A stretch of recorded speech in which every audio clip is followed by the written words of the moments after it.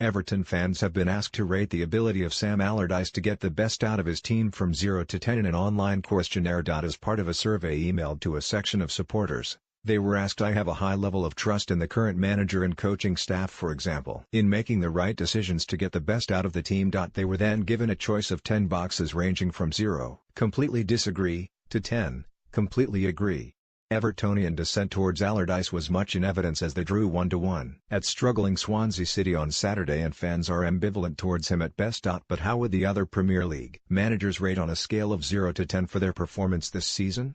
We take a look. Arsenal. Arsene Wenger. There wasn't exactly an outpouring of joy when Wenger extended his stay at Arsenal by another 2 years, and their likely 6th place finish is once again indicative of their decade-long decline under the Frenchman. The fact Arsenal have spent just 3 weeks in the Premier League top 4 all season illustrates the urgent need for a change and an injection of energy and fresh ideas. Surely it will come this summer. One consolation is that Arsenal have become a decent cup team in recent years, but they were outclassed by Manchester City in the Carabao Cup final and need to overcome Atletico Madrid in the Europa League semi-finals. Score: 4/10, could rise if they win the Europa League. Bournemouth. Eddie Howe. 5 defeats from their opening 6 matches led many to believe this was finally the season. Small budget Bournemouth dropped out of the Premier League. But despite being in the relegation zone at Christmas, they soared out of trouble thanks to an 8-match unbeaten run and could yet replicate last season's feat of a top-half finish. Eddie Howe deserves tremendous credit once again for guiding them out of adversity to mid-table comfort, and they really do look to part in the top flight. Score: 9/10 Brighton.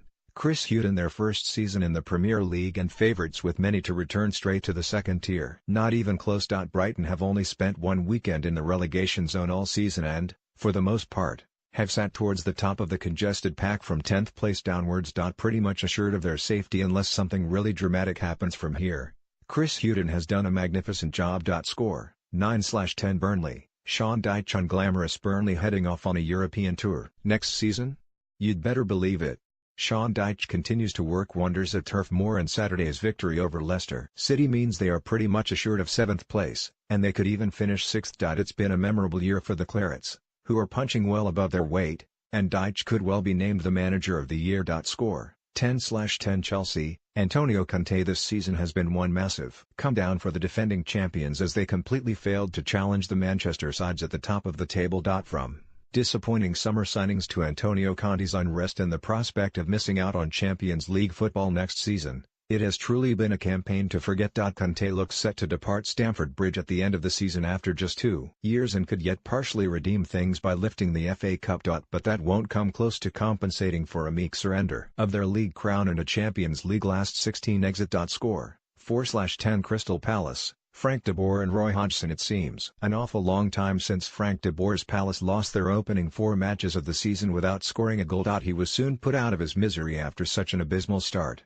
Yet it took his successor Roy Hodgson a fair while to lift Palace off the bottom of the table. But that he achieved with a steady upturn in performances, and, though they have sometimes looked keen to throw away their good work, he has almost completed his survival mission. De Boer, 0/10 Hodgson. 8/10 Everton. Ronald Koeman and Sam Allardyce. Following heavy summer investment, it quickly became apparent that Ronald Koeman was unable to get the best from his team following Premier League losses and a dreadful Europa League campaign. He was sacked in late October and, after David Unsworth steadied the ship, Sam Allardyce came in as the club's new manager, an appointment that hardly set pulses racing at Goodison Park. Results were initially very good, and though Everton have remained solidly mid-table, dissent towards Allardyce and his conservative approach grows week on week. Not many will want him at the helm next season. Koeman, 1/10 Allardyce. 5/10 Huddersfield Town. David Wagner fancied to go straight back down to the Championship by many last summer.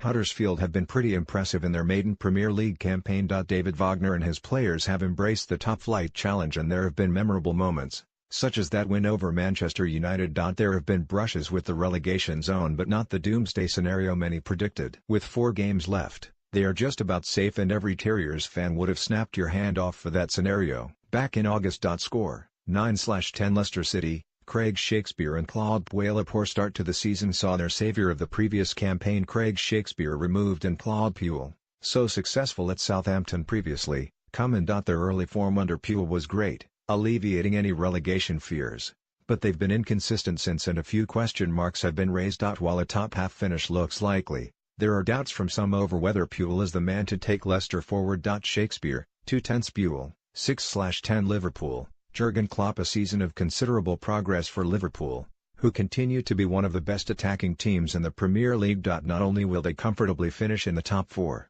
they are through to a Champions League semi-final against Roma, having outplayed the supposedly superior English team, Manchester City, across 2 legs. Whether they triumph in Europe or not, Jurgen Klopp should take credit for an excellent campaign, and the future looks bright at Anfield. Score, 9/10 Manchester City. Pep Guardiola. There hasn't been a more stylish Premier League champion than Pep Guardiola's Manchester City this season, and the foundations have been laid for a dominance lasting several years. Having assembled a swashbuckling team, to have the self-confidence and audacity to play in such an attacking and exciting manner in a league like the Premier League deserves immense credit. Guardiola's City also won the Carabao Cup but fell short in the Champions League. But they will be back again. Score, 10/10 Manchester United. Jose Mourinho. A tricky season to quantify at Old Trafford. While they have risen from 6th last season to a likely second-place finish in the Premier League, and could yet win the FA Cup, there remains a feeling of disappointment. United are a distant second to rivals City and haven't been able to land any punches all season,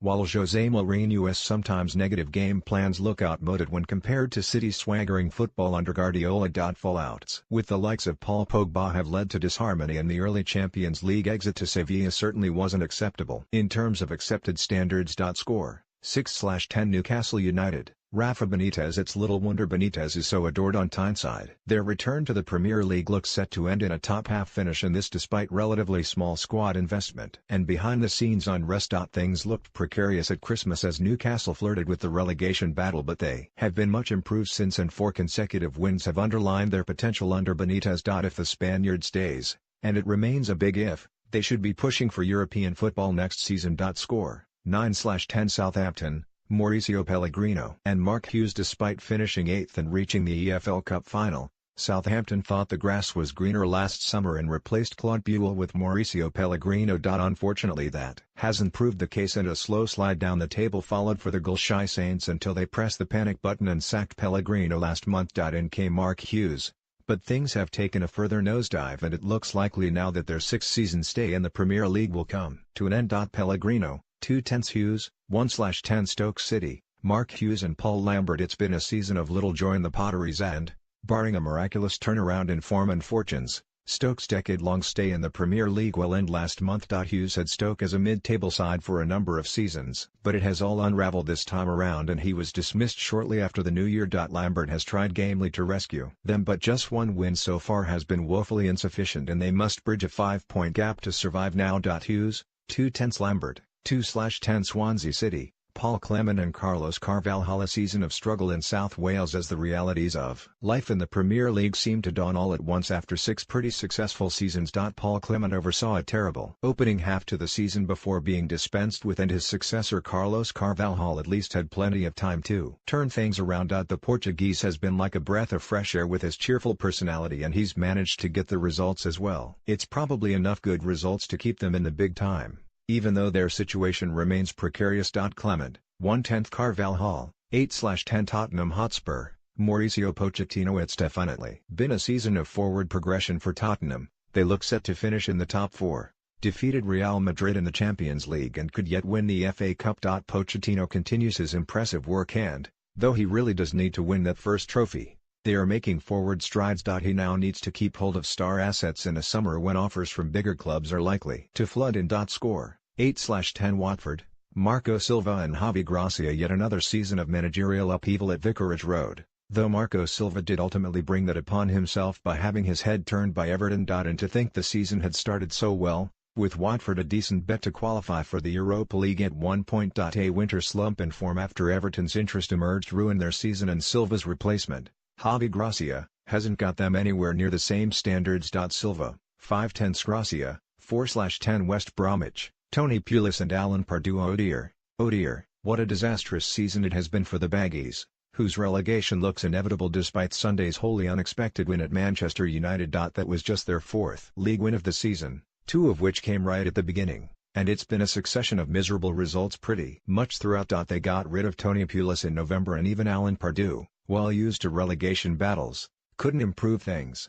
If anything, they got worse under Pardew, and they deserve to go down. Pulis, 0-10 Purdue, 0-10 West Ham, Slaven Bilic and David Moyes. Another forgettable season for West Ham, who should just about be safe now with their 7-point cushion to the relegation zone, but far from satisfied with the last few months. Slaven Bilic looked increasingly isolated as the side slipped into the drop zone and he was sacked to make way for David Moyes in early November. After initial struggles, Moyes has done enough to lead the Hammers to safety, but, as the recent protests against the owners show, the fans expect so much more. Bilic, 1/10 Moyes, 7/10.